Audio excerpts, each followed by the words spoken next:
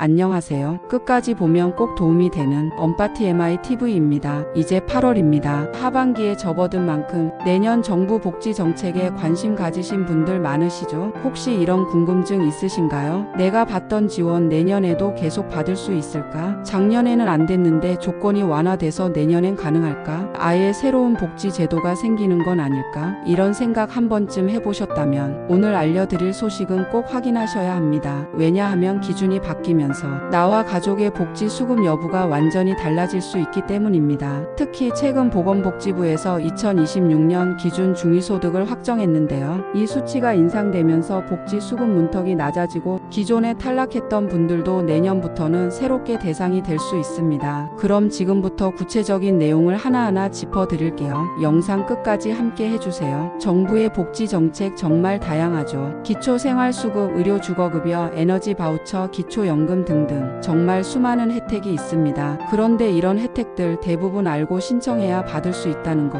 꼭 기억해 두셔야 합니다. 정부는 이런 사각지대를 줄이기 위해 복지 멤버십, 보조금 24 혜택 관리 시스템 등을 운영하고 있습니다. 정부 24나 주민센터를 통해 나와 가족이 받을 수 있는 복지 혜택이 무엇인지 정기적으로 확인하는 것이 정말 중요합니다. 그런데요, 정부 복지 수급 대상이 되지 못하는 이유 중 가장 큰 비중을 차지하는 게 바로 소득과 연령 조건입니다. 특히 소득 기준의 핵심은 기준 중위소득인데요. 기준 중위소득이란 우리나라 전체 가구를 소득 순서대로 일렬로 세웠을 때 딱 중간에 해당하는 가구의 소득을 말합니다. 정부는 이 기준을 토대로 복지 수급 여부를 판단합니다. 어떤 제도는 기준 중위소득 100% 이하, 또 어떤 제도는 70% 이하처럼 각 제도마다 기준이 다르게 적용됩니다. 그렇다면 이번에 발표된 2026년 기준 중위소득은 어떻게 달라졌을까요? 놀랍게도 이번에는 역대급 인상률을 기록했습니다. 우선 4인 가구 기준으로 2025년에는 월 497만 7,731원이었는데 2026년에는 무려 649만 4,738원으로 6.51% 약 39만 6,965원이 인상되었습니다. 1인 가구의 경우 2025년 239만 2,013원에서 2026년 256만 4,238원으로 7.2% 약 17만 2,225원 인상되었습니다. 이외에도 2인 가구는 397만 3,042원, 419만 9,292원, 3인 가구는 507만 2,235원,